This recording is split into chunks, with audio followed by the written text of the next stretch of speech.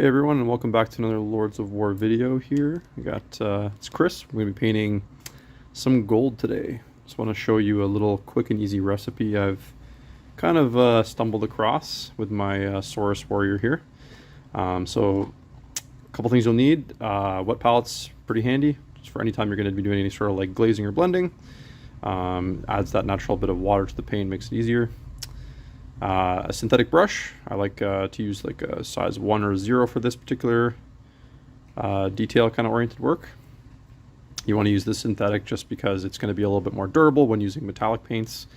Those metallic paints can kind of bang up your natural hair brushes a little bit more.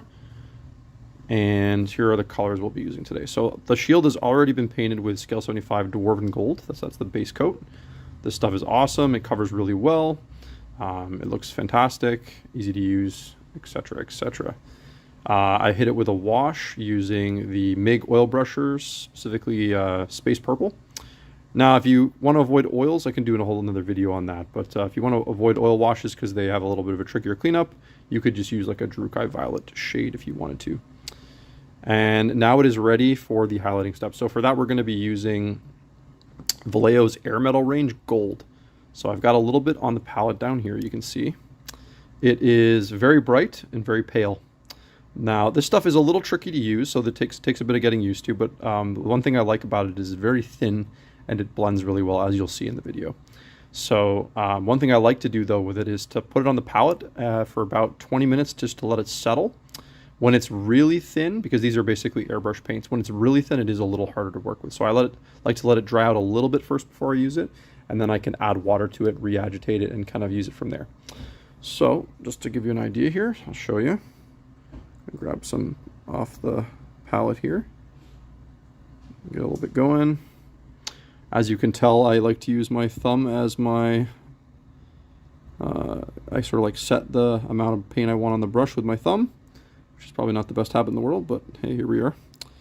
And I am going to start to focus on the top portion of the shield here. So this is where we want that sort of like bright catching highlight. And I'm just going to start to like, basically this stuff is nice and thin. You kind of manipulate it around. And once the first coat is dry, we'll be able to add that second thin layer, and that's how we start to slowly build the color up. So I'm just going to work my way around the shield here,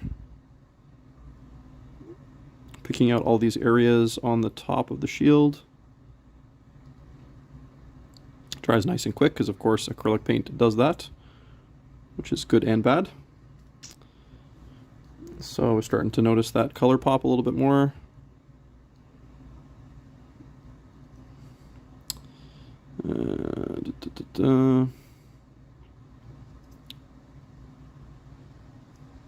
So as I start to go over some areas a second time, you'll notice the colors start to intensify. That's basically how layering or glazing works. I mean, glazing is just layering with thinner paint, really. And that's what we're doing to achieve this nice transition. I'm pretty much going to ignore the whole bottom of the shield. That's kind of how this works here. I'm just picking out those bright spots. Pretty much the top half, top third, I guess you could say. Mostly top half. So that's the bulky part of the shield there. And then we're just going to grab a little bit more water because we have to kind of keep the paint alive here as we go. The nice thing about the wet palette, it does dry out on top, but it's very easy to reactivate, so that's nice. I'm going to turn this around here, and I'm going to start working on the top portion of the shield.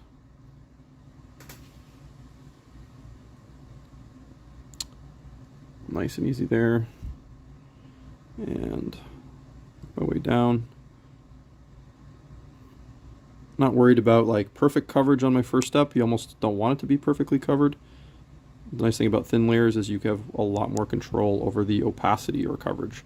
So that's where you can get those nice blending effects. Even by using the same color with several layers, you can have a nice little transition. So might actually hit this area a little bit more just to kind of bring out the shape of the shield.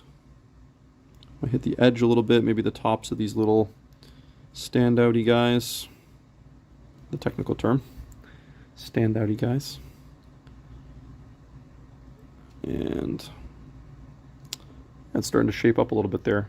It's a striking sort of approach to gold, like using a lot more of that like brighter silver tone.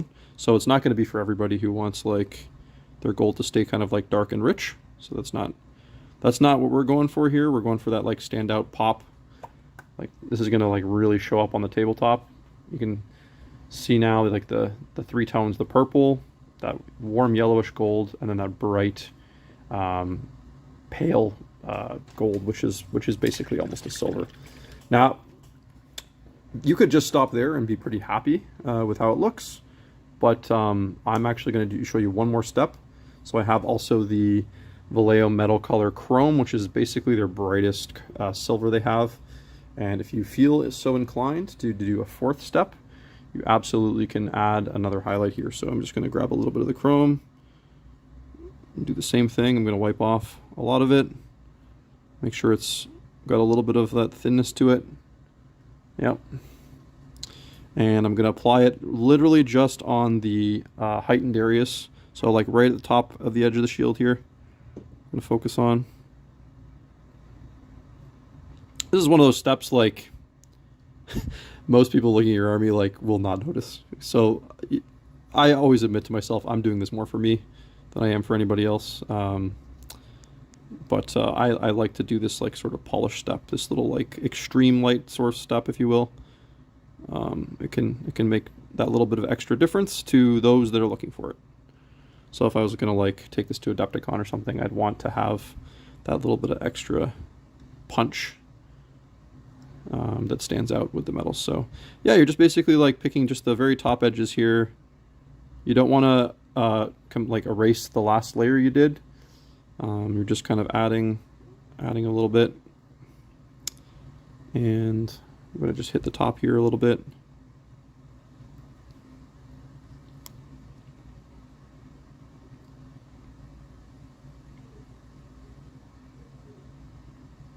Just to make it pop.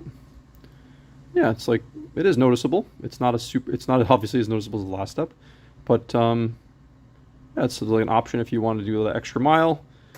Remember, if you're doing it on one shield, you're doing it on all of them, right? So just keep that in mind. So yeah, that's my simple little tutorial for having some high contrast golds that are pretty easy to pull off.